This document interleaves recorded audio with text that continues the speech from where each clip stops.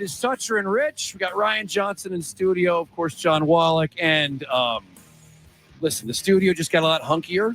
Now we have the great Mike Reiss, ESPN NFL Nation reporter, covers the Patriots, blows our minds with tidbits and stats and things about each of these guys. And over the draft, quite seriously, was the best person to follow. I don't know how you get all of these nuggets from some of these guys, but first of all, welcome to the studio. Great to be here. Great to be in this morning, especially you are officially the mouthwash of the Bruins this morning. Oh.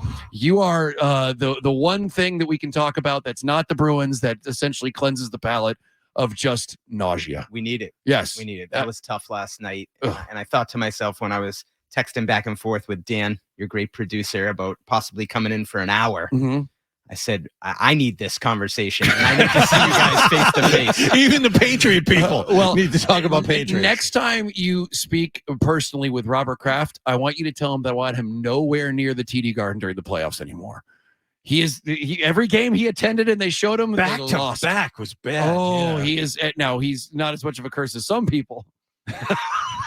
As the production is being made in the other room. But he's definitely somebody that, maybe watches from a distance for these next games. I don't know about you guys. I just had a bad feeling going into last night about the game. Before they just felt like, what it reminded me of was like the 2007 Patriots. Did you feel bad going into that final game, the Super Bowl? I did. Wow. Why? And I remember actually, you're talking about Robert Kraft, a story from that year. 2007, he was nervous. And you remember they were double-digit favorites, but he just felt like the weight of the regular season and the chase. And they were not playing their best football at the end of that year. And I remember a conversation with him, I think it was maybe even the night before the Super Bowl. He's like, I don't have a great feeling. Wow. About this. And that was the same way I felt last night with the Bruins. I heard you guys talking about the goalie decisions and the coaching decisions, and felt to me like third period, I was like, okay, maybe they can just get by, right? And then reset. But I just before that, Mike, I remember that 2007 season, and it might have been that I was suckered by the cockiness of Tom Brady during the media day. Yeah. Because remember, someone had predicted a score, and it was like a very low score. Hopefully we'll score more than 17 points. Yeah, right. Something that like was that. media day. And I'm like, hell yeah. If you watch this team, but you're right. I mean, the end of the season, they were kind of sputtering into that. But that is kind of wild. So just keep him away from the TD Garden. That is now, but although keep him on the phone with his friend Meek Mill, because he was showing the phone to a couple of these guys. First of all, let me just get your basic read on how you think they did in this draft all around. I think they did fine. Okay. And part of this is a little humorous to me how we grade these drafts right after they happen. I think that's part of what we do. Yeah. I think I look more about what were they thinking about what they need to be to get where they want to go. Okay. And I would say you're in a division with Josh Allen, Aaron Rodgers, Tyreek Hill, Jalen Waddle. Like, you have to find a way to, you get two choices. One, build an offense to keep up with them, right? Which is nearly impossible. Impossible. Yep. Or build a defense and team identity to slow them down. Was that the right decision? That's, to me, like, I can't say yes or no. Yeah. That's not the business I'm in. But right? do you like the guys that they picked at the positions that they were in to try to take care of that faction of it? So Christian Gonzalez, the first pick, most people didn't think he was going to be there. So I don't know how you can say this. It's a no-brainer. Why was he there? So why was he there? This is interesting. Some teams said he's not fit, he's not that physical, right? And then I talked to one team that said if we coach him hard and really get on him, how's he going to respond? And so there was this one team, and I wouldn't make a big deal of this, but this is how this works. Some teams dive into these guys and they have a question and they're not 100% sold. You mentioned in your notes that they watched one specific game with him. Georgia. Against Georgia. Yeah. Whereas, if I'm not mistaken, I didn't watch every game that he played. Same. But wasn't that the one game he didn't do well? He didn't do well, and that team didn't do well. And this is where context matters. Yeah. It was their first game under a new coaching staff, and pretty much everyone bombed. But for this is Washington, Yeah. who was picking right before the Patriots at 16, Mhm. and they picked a different cornerback, Good. Emmanuel Forbes. And so the question is a natural one, right? Well, here in New England, a lot of, like John, you said no brainer. Yeah. But to Washington, it was not a no brainer because they had the same choice.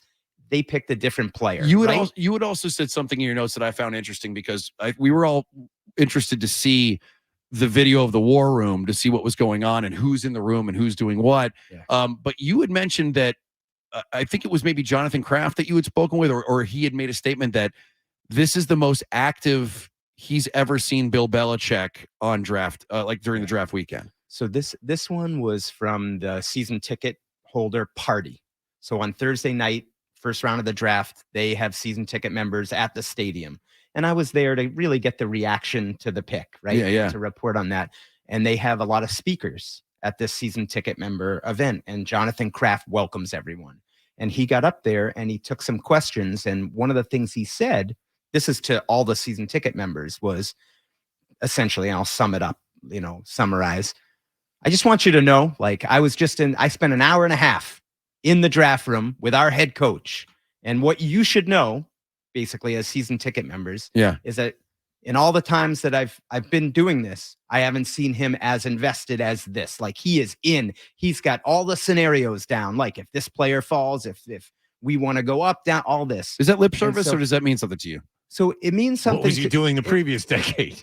Well, no, I mean, I think he was doing the same thing. But I think the point being that when you're in your 24th year doing something, I always turn it back to myself. Like, I'm in my 27th year doing this. Like, sometimes you need a spark or you need something different to keep you going. Yeah. Like, what keeps you going? Does it feel like, though, you're like, when someone says something like that, it's like you're being sold a used car that might not be that great? Like you have to oversell it to get people convinced that what's going on is special. The first thing I thought of. Okay. I can see the cynicism in it. I guess I take it more at face value. Like, to me, Bill, like he just lives this stuff. Like he still loves it. And I think to me, like, that's what I focus on more, that if he wasn't doing this, like, I don't think he would be fulfilled. And so I do buy it, guys. Okay, your notes are fantastic, and you can read them at ESPN.com. Like, some of the little nuggets you have are great. Thank you. And one of the things that I found the most fascinating for this whole weekend, it was a clip that went viral. It was when, is it Keon? Am I saying Keon White? Yeah. When Keon White, defensive end, who looks like a monster from Georgia Tech. Even being a Georgia Tech guy, I didn't watch a ton of Georgia Tech football this year, to be quite honest, but his statistics are pretty fantastic. But the one clip that went viral was when his name's announced, they show him at home. Dude couldn't have looked more miserable. Like, stone-faced, didn't crack a smile. He was being congratulated. And of course, immediately, what does everyone think? This dude can't believe he has to play for the Patriots. That was the first thing. It was like, he looked so miserable that he got taken by the Patriots. But you're saying that there's it's something else. I mean, this is who he is. If you talk to people that talk to him throughout the draft process. Yeah. So he is different. Yeah. Like, for some players, like, this is a moment of their life. Like, and you see tears and I mean, emotion, but he is someone who doesn't express much outward emotion. and no, this is actually really interesting though to me, because I didn't realize this, because based on his talent, the player that he is, like, he's a first round player. And that's why he was invited to Kansas City. That's what I was gonna ask. The lack of emotion, I thought, might just be he thinks he should have been drafted 15 or 20 picks higher, and he's just kind of pissed off that he's being drafted number 46. Or Ryan, Mike made a good point in your notes that might be the reason that people were turned off by him. It is the reason that, and I can tell you this, and again, this is like one team. So I'm hesitant to almost say it because I don't want it to become a big deal. Sure, but important decision maker. He goes in to interview with a team, and the team just feels like we're talking right now, face to face. You can see my emotion. I'm smiling. I'm moving my hands. Oh, you can feel. You're high-fiving me. You can feel it, right? You're excited to be here. You can feel it, right? Yeah. So they meet with Keon, and it was like they got nothing. It was a flat line. But perfect Belichick. but- That's the guy I want playing defense. You don't say crap. And so for this team, guys, like seriously, but for this team, they say that it sparks questions Okay. like, okay, we put him in our locker room. What's that going to look like? And so that does, to me, give a reason why he's available. I where think, he I is. see, that could go in two different directions. Yeah. He could either be Albert Hainsworth and just not care and just be completely out, But he cares. or he could be Forrest Whitaker in Fast Times at Ridgemont High and be a man out for like a serial killer type mentality. I'm now picturing he and Belichick having a one-on-one conversation where they just stare and grunt at each other. Or just gets out there and just, it's like almost like, who's the dude from Free Solo? Alex Reinhold, is that his name? I Who think doesn't that's have right. that thing in his brain that has like fear or emotion, but he's just like this crazy. Now that, if that's the case, if we see that, he's going to be one of my favorite players in the NFL. Like if he's just this dude who shows no emotion whatsoever and just wrecks it, awesome. But I can see why there's probably a team, as you said, one team that can look at that and think of it as being indifference. Whereas if it's the other one, oh man, you're going to have a fan favorite. No question in this guy. The other part of it is Bill loaded up on defense the first 3 picks. Christian Gonzalez, because he was there, that's why I say no brainer. Washington had the pick beforehand, didn't take him. Maybe Bill would have taken Forbes. The point is you have a top 10 talent sitting there at 17. That's why you take him there. But ultimately, you were talking about, well, either you choose guys to keep up with the offenses in the division or you build a team to stop them.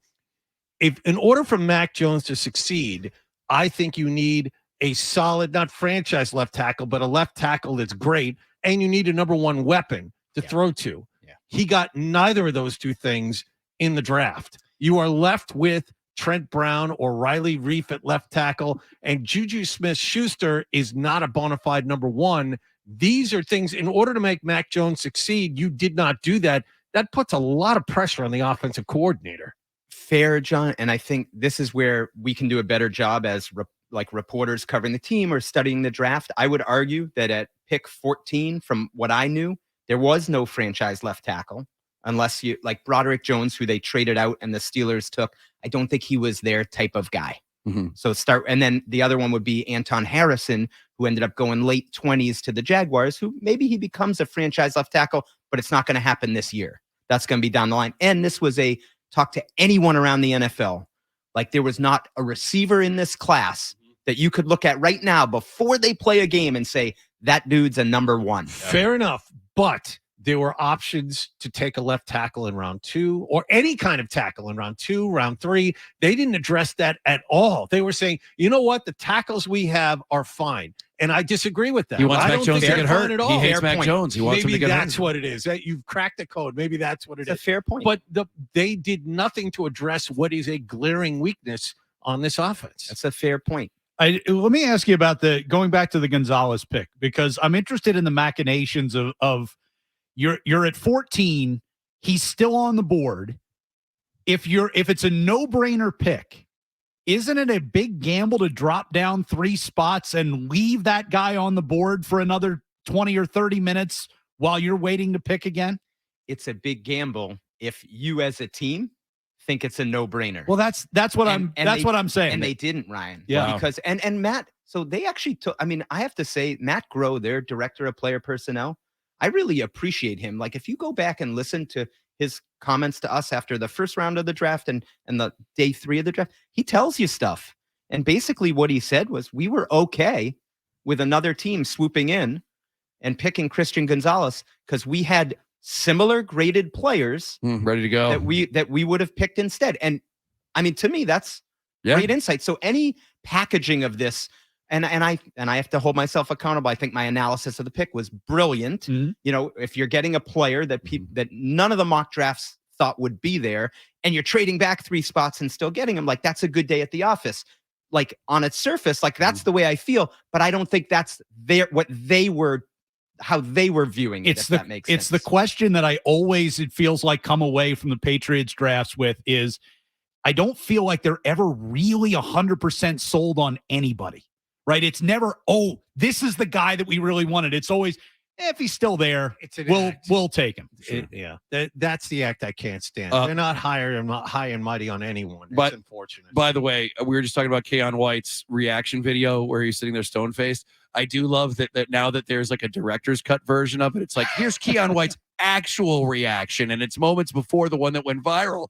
And we're supposed to look at this, and also, you know what the actual reaction was? He slightly nodded his head twice. And we're supposed to be like, oh, okay, well, there he is, actually showing true emotion. No. It's almost exactly the same. He's a maniac and could be a maniac for all the right reasons. I'm telling you, he's like someone said ogre from Adams College.